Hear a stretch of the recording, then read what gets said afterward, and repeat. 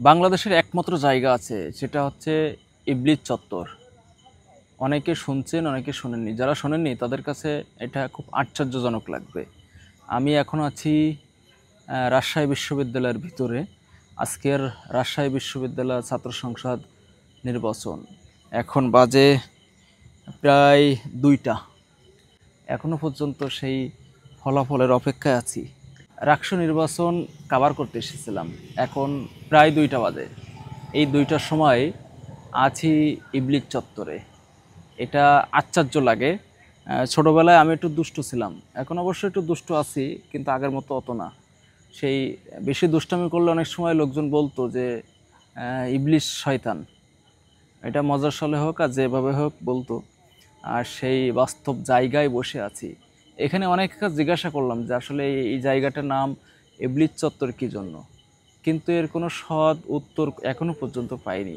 বিভিন্নজন বিভিন্ন কথা বলে, নির্দিষ্ট কোনো স্পেসিফিক কোনো উত্তর এখনও পর্যন্ত পাইনি। আমার সহকর্মী আমার মনির আছে, মনির যদি একটু বলতো যে আসলে ইবলিস চত্বরটা নাম কী জন্য। তার কাছে অবশ্য নতুন, কিন্তু সেও আজ নিউজ কভার করতে এসে প্রায় 2-3 দিন আমরা আছি, আমরা একসাথে আছি।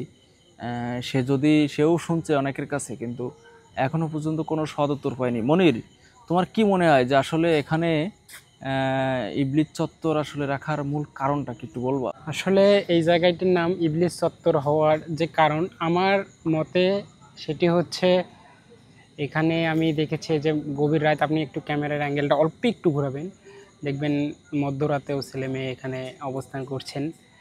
আসলে ইবলিস শয়তানরা যে কাজগুলো করায় আমাদেরকে দিয়ে, একদম নরনারীকে দিয়ে, সে কাজগুলো এখানে হয় আমরা জানি। একটা ছেলে একটা মেয়ে অনৈতিক কার্যকলাপের সঙ্গে যুক্ত হয়, যার কারণে এই নামটি দিয়েছিল তৎকালীন মেধাবী শিক্ষার্থীরাই এই জায়গাটির নাম দিয়েছিল ইবলিস চত্বর। যার ফলে পর থেকে এই জায়গাটির নাম ইবলিস চত্বর হিসেবে পরিচিত লাভ করে, এবং এখানে যারা অনৈতিক কার্যক্রম করে ছেলেমেয়েরা তারাই এখানে শুধু বসে, বা এর বাইরেও ভালো অনেকে কেউ বসে। জায়গাটা সুন্দর, তো এটাই হতে পারে মূল কারণ এই ইবলিস চত্বরের নাম, আমার যতটুকু ধারণা। আপনারা যারা এখনও পর্যন্ত ইবলিস চত্বরে আসেননি, রাজশাহী বিশ্ববিদ্যালয় রাজশাহী শহরে আসলে রাজশাহী বিশ্ববিদ্যালয়ের ভিতরে ঢুকে কাউকে যদি জিজ্ঞাসা করেন যে ইবলিস চত্বরটা কোথায়, কেউ না কেউ দেখাই দিবে। আপনারা যারা এখনও পর্যন্ত আসেননি, আমি মনে করি এই ইবলিস চত্বরটা একটু এসে ঘুরে দেখা আপনাদের জন্য প্রয়োজন।